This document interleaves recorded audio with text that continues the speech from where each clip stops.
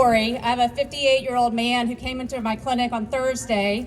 He had been to the Methodist emergency room earlier that day and had been diagnosed with an x-ray and clinical evaluation with COVID pneumonia. But he was sent home on a narcotic cough syrup and nothing more. He came to my office, short of breath. His oxygen saturation was 84%.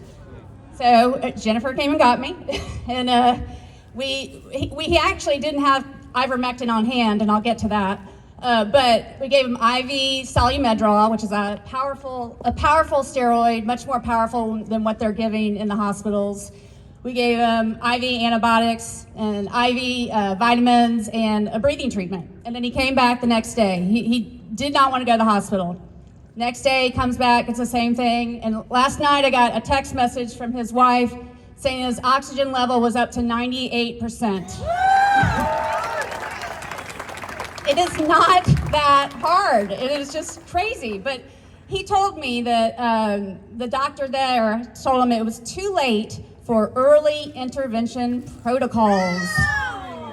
And I mean, what's the point of having a doctor if all you're going to do is follow a protocol?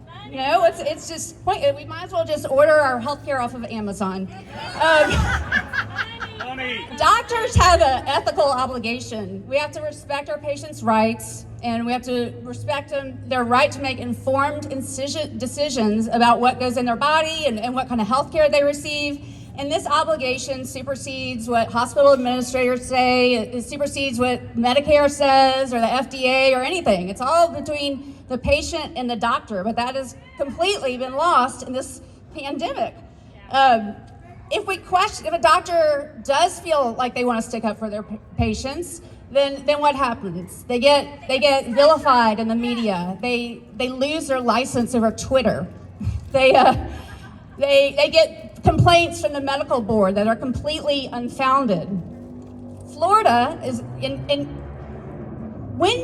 how is it that Florida is making Texas look bad? I mean, it's crazy. Florida has proposed a bill that protects physicians' right to free speech, and Texas needs to follow in their footsteps. DeSantis was able to get his hands on monoclonal antibodies when no one else can, and Texas needs to follow in their footsteps. That's right.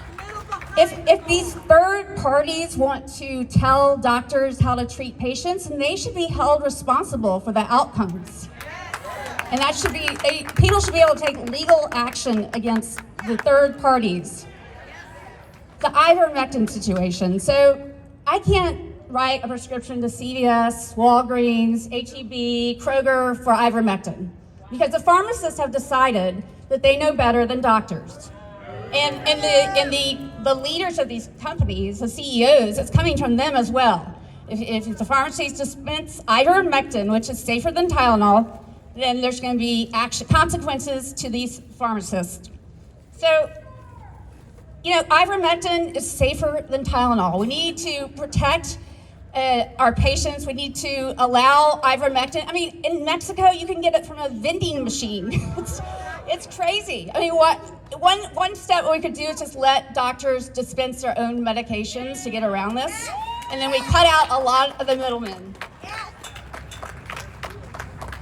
There's a lot more I could say, but I don't have time. But I think the bottom line is, this is a turning point for healthcare. The last 2 years have been horrible, but we can look at this as an opportunity to turn things around in our system. Cut out the middlemen and let doctors be doctors.